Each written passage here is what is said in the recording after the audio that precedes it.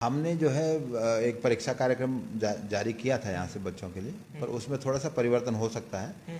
खासतौर से जो फीडबैक हमें इसमें ग्रेजुएशन बीपीडीओ जो आप कह रहे हो ग्रेजुएशन इस तरह के एग्ज़ाम में मिला है, तो हमें भी अपना कुछ व्यवस्थाएं परिवर्तन करने की ज़रूरत महसूस हो रही है, तो वो हम कर रहे हैं। उसके बाद हम जल्दी एक नया शेड्यूल जारी करेंगे एग्ज़ाम्स का। हाँ, ये एलटी का और रैंकर्स का मामला एक ही है लॉ की नज़र में। ये बेसिकली ये था कि जो क्वेश्चन हमने हमारे विशेषज्ञों ने जो परिवर्तन किया आंसर की में, उसको चैलेंज किया गया बेसिकली। पहले ने कहा है कि आप इस पर पुनर्विचार करें, तो वो पुनर्विचार आयोग की बैठक में होगा, उसमें कोई कठिनाई नहीं है, हम लोग करेंगे। और अगर ज़रूरत पड़ेगी तो स्पीकिंग ऑर्डर से हम उसको डिस्पोजल करेंगे और उसके बाद परिणाम जारी करेंगे। हमारी प्राथमिक बातचीत हुई है पुलिस विभाग से, क्योंकि फिजिकल उन्होंने कराना है एसआई का भी, तो वो सितंबर में उसे शुरू कर देंगे फिजिकल को, और 15-20 दिन में वो ख़त्म हो जाएगा। उसी तरह से पुलिस कांस्टेबल का भी हम सितंबर में वो कर देंगे, और मुझे लगता है सितंबर में ही बंदी रक्षक जिसकी प्रतीक्षा बच्चे कर रहे हैं वो भी शुरू हो सकता है, उसका फिजिकल भी। तो उसके बाद जैसे फिजिकल होगा और उसका डेटा हमको मिल जाएगा कि कितने लोग मेन के लिए क्वालिफाई किए हैं, उस हिसाब से हम मेंस की तैयारी शीघ्र ही करेंगे। जैसे अभी हमें जुलाई में अभी वैसे कांस्टेबल का डेटा मिला नहीं है, लेकिन हमें उम्मीद है कि 1-2 दिन में मिल जाएगा। उसके हिसाब से हम मेंस की तैयारी सितंबर में कर रहे हैं। तो उसी तरह से हम पुलिस एसआई का और जो दूसरा एग्जाम हमारा बंदी रक्षक जिसके बच्चे प्रतीक्षा कर रहे हैं, उसको भी उसके बाद सितंबर के बाद जल्दी प्लान करेंगे। हाँ। ये लगभग उचित समय पर है। जो डिफरेंस है केवल 1-2 महीने का है, तो वो कभी कभी हो जाता है, जैसे परिस्थिति होती है या हमें अपने व्यवस्था परिवर्तन करना पड़ता है, थोड़ा समय आयोग को भी लगता है। विशेषकर हमारे जो सेवा प्रदाता एजेंसीज हैं उनसे नए एग्रीमेंट करने पड़ते हैं, उनसे नए बातें करनी पड़ती हैं, व्यवस्था थोड़ा परिवर्तन करना पड़ता है, तो उसमें समय लगता है। तो वो समय भी 2-3 महीने से ज़्यादा नहीं है। मेरा कहना ये है, जो चेंज है वो 2-3 महीने का है।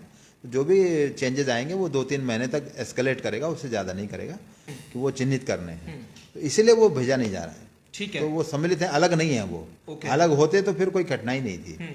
तो वो सम्मिलित हैं, और वो जांच चूँकि होनी है, तो जांच होने के बाद ही उसको भेजना उचित होगा। क्योंकि मेरा मानना ये है कि अगर किसी भी एग्जाम में कोई गड़बड़ी होती है तो आयोग को किसी एक परीक्षा या 900 अभ्यर्थियों के लिए नहीं सोचना है। आयोग को लॉन्ग टर्म में सोचना चाहिए कि वो अपनी छवि को या प्रतिष्ठा को और पेपर के शुचिता को कैसे बनाए रख सकते हैं। जो सही है उनकी नियुक्तियाँ होंगी, जैसे फॉरेस्ट गार्ड में हमने किया।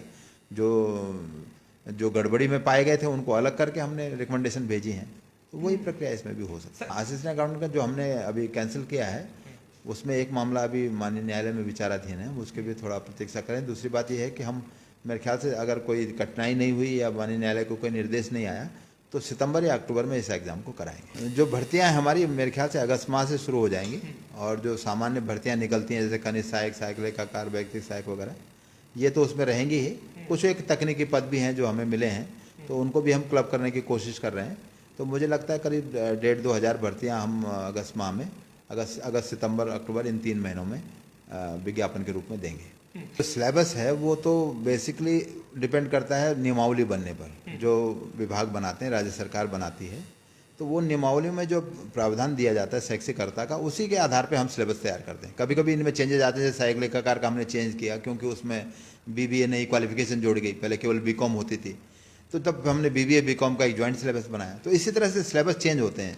दूसरी बात यह कि परीक्षा व्यवस्था में वो भी हम सोच रहे हैं, क्योंकि जिस तरह से बार बार ये ब्रीच हो रहे हैं एग्ज़ाम में, शुचिता बाधित हो रही है और गड़बड़ी की शिकायत मिल रही है, तो उसके लिए हम थोड़ा सा परिवर्तन कर सकते हैं, और उस पर आयोग विचार कर रहा है, काफ़ी उसमें बातचीत चल रही है, तो उसमें भी परिवर्तन हो सकता है। लेकिन पाठ्यक्रम में कमोवेश परिवर्तन अभी नहीं है, क्योंकि कोई नई नियमावलियों का परिवर्तन नहीं हुआ है। तो जो पाठ्यक्रम पहले रहे हैं, जैसे एलटी में लगभग वही चल रहा है, मानचित्रकार और सिविल में वही पाठ्यक्रम लगभग चल रहा है, आईटीआई का हमने जो पाठ्यक्रम दिया था वही चल रहा है, तो उसमें मेजर परिवर्तन नहीं है। हाँ, अगर नियमावली में कोई परिवर्तन आता है शैक्षिककर्ता में, जैसे एक परिवर्तन बड़ा ये आ सकता है कि अब नई शिक्षा नीति लागू होगी, तो वो शिक्षा नीति लागू होगी तो उसमें क्वालिफिकेशन बहुत बदली भी होंगी। एक सब्जेक्ट ये होगा, दूसरा सब्जेक्ट कहीं और होगा, तो जो सब्जेक्ट कॉम्बिनेशन आज मांगा जा रहा है वो शायद इरेलीवेंट हो जाए, तो तब उनमें वो परिवर्तन आएगा।